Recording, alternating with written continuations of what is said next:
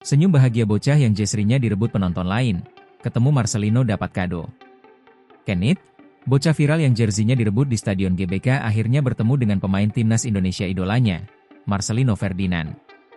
Dalam pertemuan itu, Marcelino memberikan kado fantastis untuk Kenneth. Dapat hadiah dari sang idola, Kenneth pun syok hingga tak mampu berkata-kata.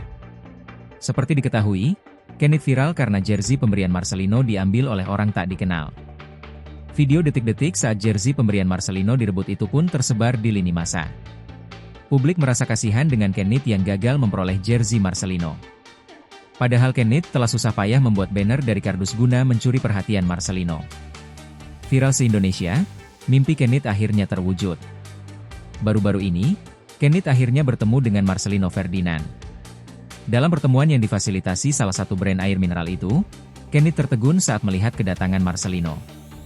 Bocah usia 10 tahun itu rupanya tak menyangka bakal bisa bertemu dengan idolanya.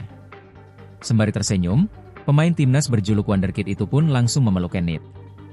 Sebelumnya, Marcelino sempat menjelaskan soal jersey yang direbut oleh pria tak dikenal. Ternyata jersey tersebut adalah jersey sebelum pertandingan, bukan yang asli. Karenanya guna menebus kesedihan Kenneth, Marcelino memberikan kado berharga, yakni jersey yang ia pakai saat pertandingan. Dikasih jersey asli yang dipakai Marcelino selama pertandingan, Kenneth semeringah.